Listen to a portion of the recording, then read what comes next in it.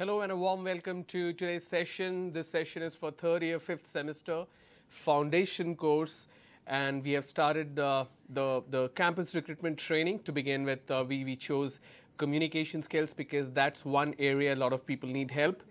So what we covered so far is the fundamental pillars. Number one, which is pronunciation. Yesterday I started number two, which is grammar, and I introduced the parts of speech as you can see on your screen.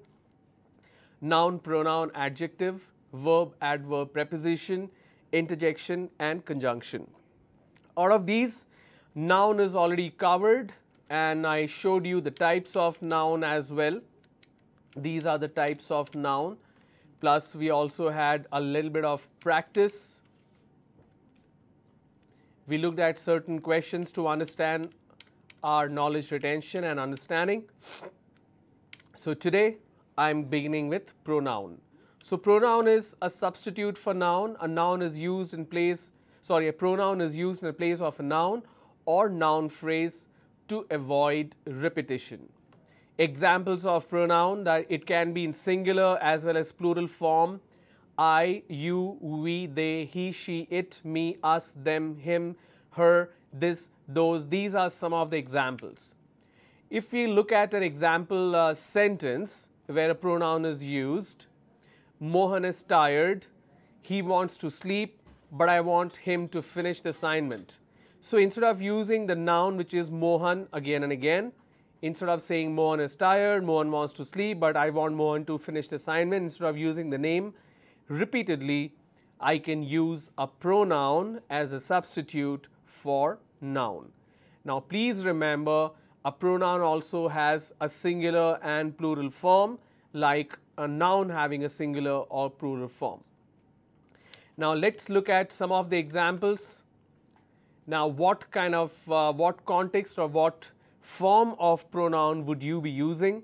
I am going to pose these questions and pause for 3 seconds so that you can understand the question and pick one answer.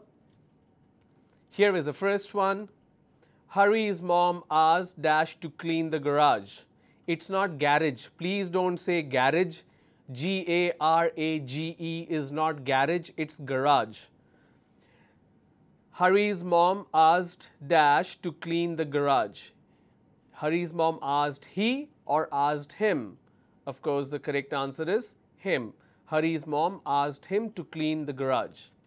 Number two, a student at an all-boys high school should be on dash best behavior. Now, if you look at the option has a plural as well as a singular form. Plural T-H-E-I-R, singular his. Now, it says boys, that's why it says his instead of her. A student at an all-boys high school should be on dash best behavior. Look at the entire sentence. It starts with a student, which means it's a singular form. Since this is singular form, I'll pick a singular pronoun, and of course the answer would be his. Alright, you need to look at the entire sentence to understand what context of the sentence is, if it's speaking a singular, plural form or not, and accordingly you pick the pronoun. Next, neither Mary nor Dash knew why the store was closed. Neither Mary nor Dash knew why the store was closed. Now the correct answer here is I. Neither Mary nor I knew why the store was closed. Now instead of using me, why would you use I? Let me give you a quick example. Alright, let me copy this question for easy understanding.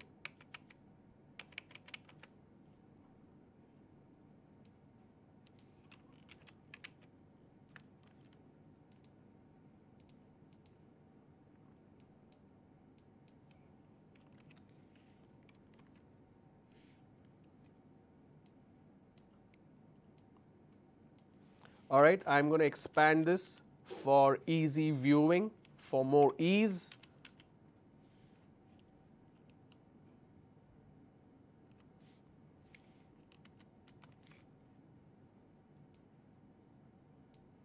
Alright, here we go. Now look at this sentence. It says neither Mary nor I knew why the store was closed. It basically means neither of these two people knew why the store was closed. So I can break the sentence saying let me change the font color.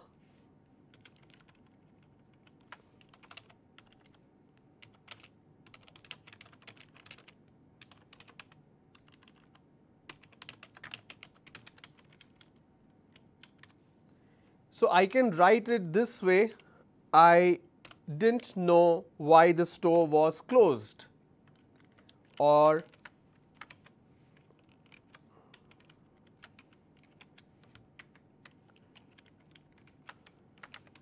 Mary didn't know why the store was closed. Basically, all three sentences mean the same. Now, in the second one, if I change the I, if I replace the I with me didn't know why the store was closed. Do you think grammatically this is making sense? No, it's not. So it should be I. Likewise, in this case, nor I knew why the store was closed, so it will be I. Alright. Now another aspect, in case if you have more than two people that you are talking about, or sorry, more than one person that you are talking about, and you are also included in that list, where should you place yourself? Should you mention yourself first person in the beginning or in the end? Let me give you an example and you will understand. Say for example, you are talking about three people, and these three people are Ravi, Ramya and yourself. Alright. So I say me, Ravi and Ramya went for shopping. Okay, let me write it so that you understand what I am trying to say.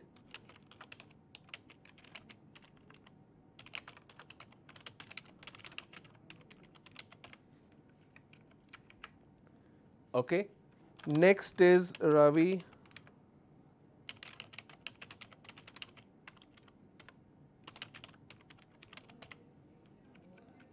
next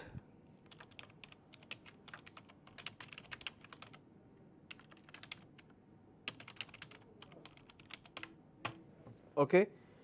So these are the three sentences. Please pause for a moment and read and understand.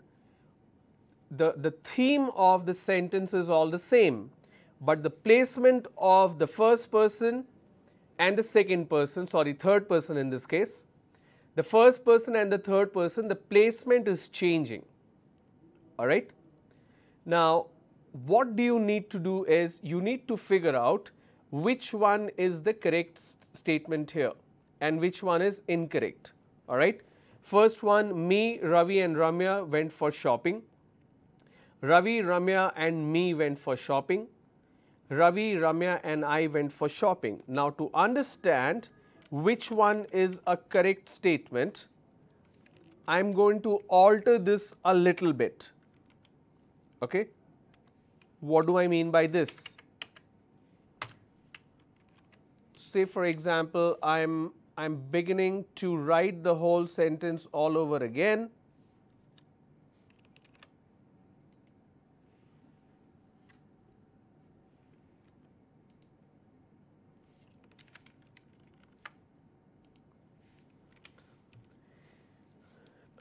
Okay, so here we go.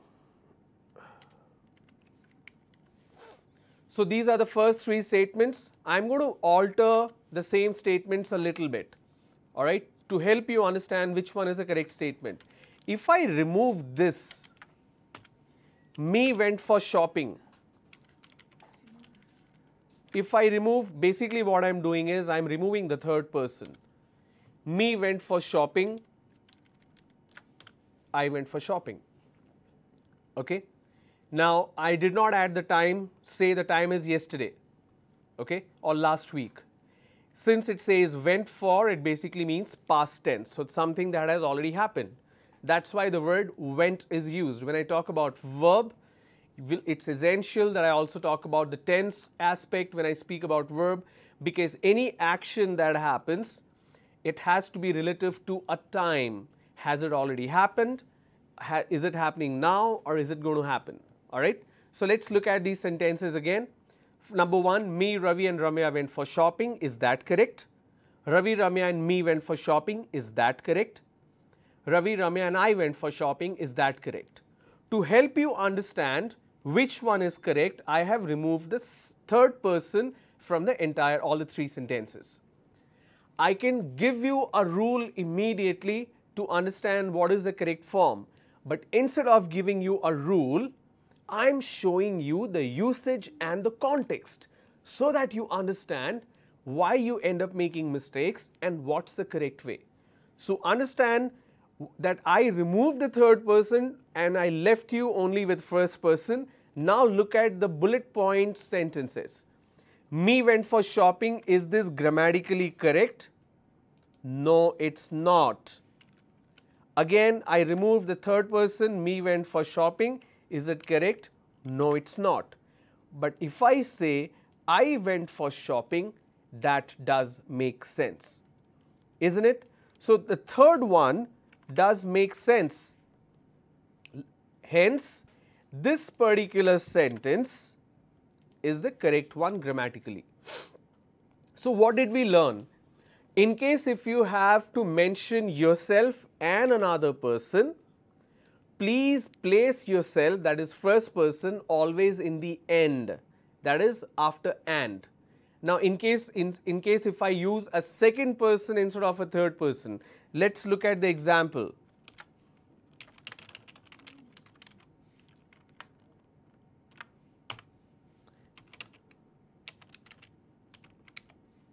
Me and you should meet soon, or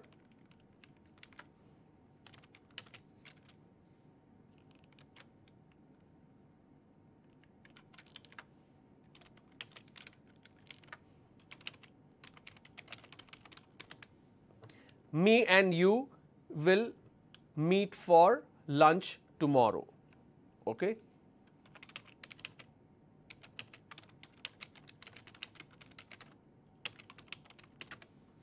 Second one, you and me will meet for lunch tomorrow.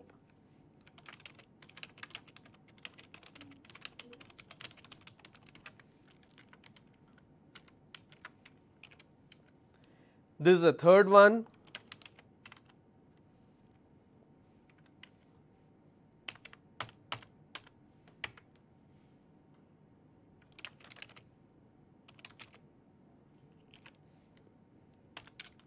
And this is the last one. Let me change the color. So what I have done here, I have removed the third person and I have brought in a second person. Me and you will meet for lunch tomorrow. You and me will meet for lunch tomorrow. You and I will meet for lunch tomorrow. I and you will meet for lunch tomorrow. Which one is correct? Now something that you have learned, in case if you are mentioning somebody else along with you, your reference will always come in the end. So there are two people here, two pronouns. So you will always come in the end, which means this one is incorrect. What about the next one? You and me will meet for lunch tomorrow. Now since this is me, this is also incorrect. You and I will meet for lunch tomorrow. This is the correct one. Here this is also incorrect because you have placed yourself, the first person is placed before second person, even that is not correct. So you and I will meet for lunch tomorrow. This is the correct form. All right. So let's go back. Question number 4. After the training, you and dash must discuss a few things. You just learnt what the question, what the context and the usage is all about. So please think and answer this question.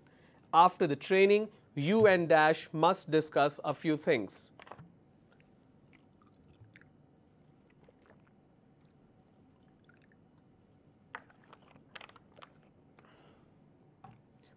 The correct answer is I, of course. You have that listed there.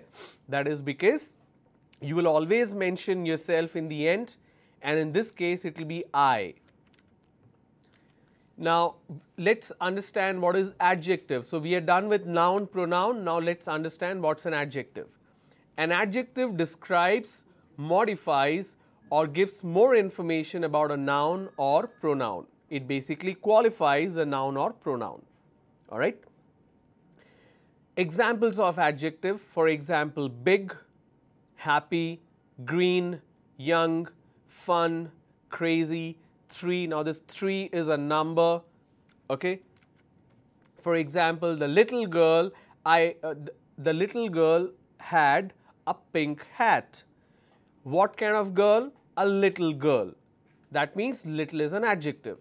What kind of hat? A pink hat. Now, hat is a noun, girl is a noun, something that's qualifying the noun here is the adjective. All right. Now, you need to also understand the types of adjective. The first one is the quality, like I said, which qualifies the noun, which defines the noun. The first one is a quality, for example, dangerous chemicals, green vegetable, a square box. So, something that is defining the nature of it, dangerous chemical, green vegetable, something that's defining the color. Now, a standalone color is noun, but here in this case it's an adjective. A square box, which is defining the shape of it. Quantity, he has eaten 3 apples, I don't have much money, this long thin centipede has many legs. All right. So, these are the examples of quantity when adjective can define a quantity. Then we have demonstrative, something which is defining or referring to something. For example, this red balloon is mine and those 3 yellow ones are yours. So, those is demonstrative, 3 yellow, that yellow is also a demonstrative adjective. The red on the first line is also demonstrative adjective. This cute is also adjective. This cute baby is his brother, that cute baby is his sister. Anything that is defining or qualifying a noun or a pronoun is adjective. All right. Let's look at the types of adjective in terms of singular and plural form, how it changes, because it's possessive adjective. All right. Say for example, singular, my, plural will be our. For example, if it's your, it will remain your, his will become their, her will become their, its will become their. All right. So, let me show you some questions to help you understand how it works. The questions will help you understand the usage of adjective here. Now, here I have put some questions which is generic grammar. This also has little bit of verb involved because it talks about action. Here are the first 3 questions on the slide. Please go through these questions and pick your answer. I am going to pause here. Please pick your answer from these 3 questions.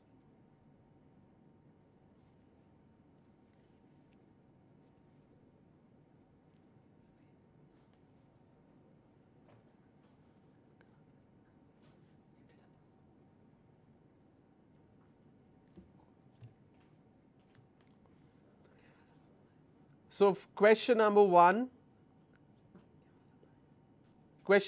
it says, I dash a new bike yesterday. It is bought or have bought. The correct answer is A, I bought a new bike yesterday. Now, there is something important that you need to know.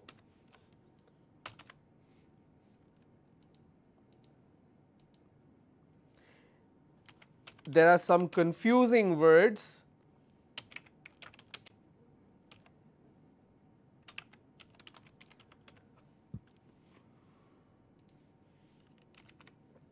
Okay, and it is bought versus brought. What do we mean by bought?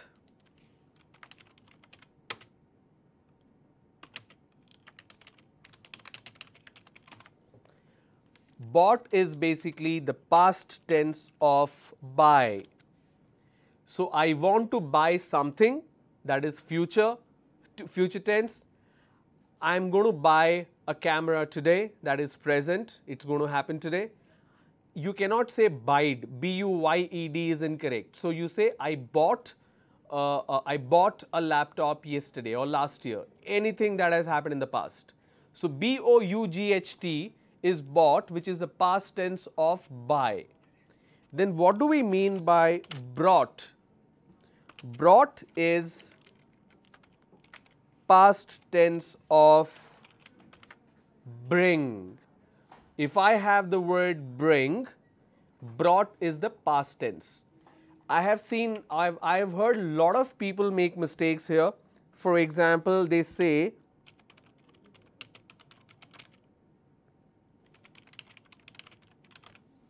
I bought lunch from home today. Basically what they want to say is, they want to say I brought lunch from home today. Because if you use the word bought, it means you purchased it. Correct? Bought is the past tense of buy. So in this case, the correct word is brought, which means it's a past tense of bring. Okay? Likewise, there is another confusing word which is advise. Advise with a CE and advise with an SE. When you have as advise with a CE, it basically means it's a noun form. When you have advise with SE, it's a verb form. Okay. Let me give you an example. Advice, please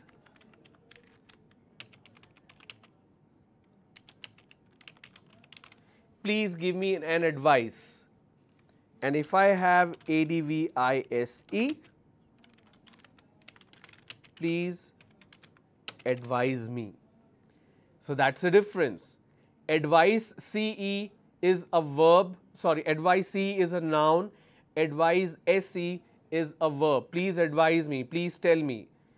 So please advise me is a verb form. Please give me an advice, for example, please give me a pen. So pen is a noun. So that's a noun form. Likewise, another place where we have a lot of confusion, people make mistake.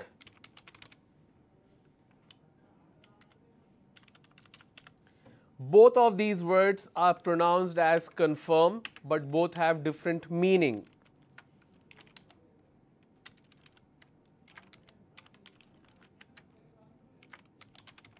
For example, if I have CONFIRM,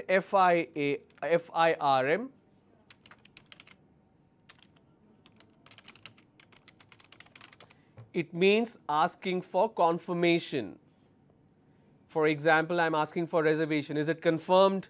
Is the program confirmed? Is the training confirmed? Can you send me the confirmation? So that is confirm, CONFIRM. Confirmation is a noun. Please send me the confirmation. That's a noun. Please confirm. That's a verb. All right. Now, if we have the word which is CONFORM, that means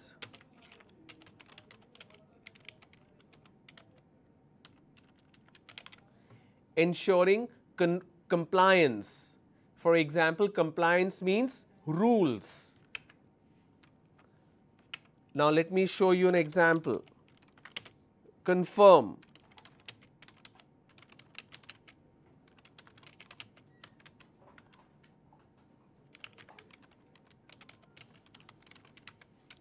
Please confirm if there is an assessment tomorrow.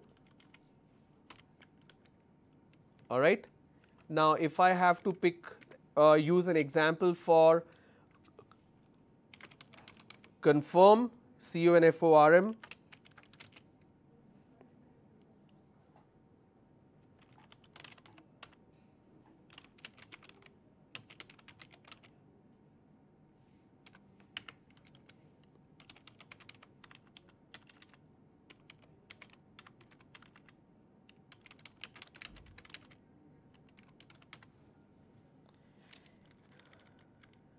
in this case, Confirm, the application form doesn't conform with the rules, means it does not follow the rules.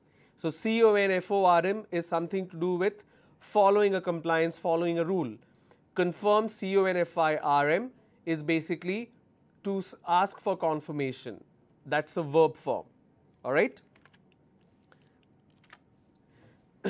Question number 2. If you don't hurry up now, you dash late for school. You have been, you are, you will be. Now, the entire statement, the tense of this particular statement is present, but basically I am asking somebody to do something which is going to happen, which means it should be will be. If you don't hurry up now, you will be late for school. Question number 3.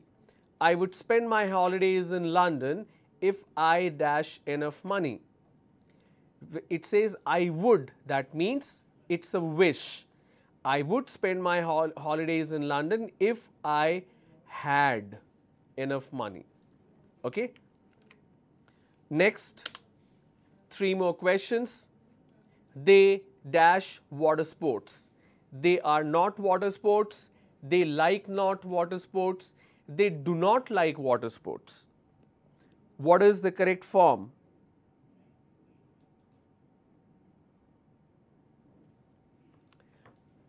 They dash water sports. They do not like water sports. Option C, or they don't like. So, do not contraction is don't like. Number 5, I dash for shopping tomorrow. Now, the moment you read the word tomorrow, it means it's future tense, which means option C is incorrect. Option C says went. That means it's a past tense, but the statement is future tense. I dash for shopping tomorrow. You need to pick either A or B. I will be going for shopping tomorrow. I will go for shopping tomorrow. So, option B is the correct form. Question number C. Ram and his team dash recently won a tournament. Now, Ram is part of the team. Team is only one team that we are talking about. It's a singular form. If you have singular form, your verb should have an S in the end. So, Ram and his team has recently won a tournament. This first 4 words looks little tricky. It looks like 2 nouns. But please understand, Ram is part of the team. It says Ram and his team has. It's not have. It's not 2 separate winners. He is part of the team. Since the subject is singular, your verb will be singular. You're going to learn something called the subject-verb agreement. Subject-verb agreement basically means depending on the subject or the state of the subject, the verb has to change. It gets little tricky at times, but I'm going to give you very simple ways of understanding. The reason I am focusing and emphasizing a lot on grammar, because if you speak clearly, no matter the person, whichever region that person is from, they will be able to understand you, and that will help you build an amazing impression about yourself. Because when you speak to someone, when somebody meets you, they always want to hear you talk. And if you're talking in a very polished manner, if you're talking in a very professional manner with absolutely accurate grammar and pronunciation, it's going to help you build your own brand, your own image. That's why we are focusing on these aspects. All right. So, we are done with noun, we are done with pronoun, we looked at some examples of adjective. Tomorrow, I will talk about adverb. Now, adverb is something that defines verb. So, in order to understand adverb, you also need to understand verb. So, first I will talk about verb, then I will shift to adverb. So, likewise, we will look at all the parts of speech, we will have a little bit of practice session, and I am hoping that you will have some questions that you are going to post, and I will take a look at these questions and I will provide you with the answer. All right. Thank you so much for tuning in today again. I hope to see you tomorrow. Please do post your questions or whatever doubts you have. I would love to look at your questions and provide you with an answer. All right. Have a great evening. Bye-bye.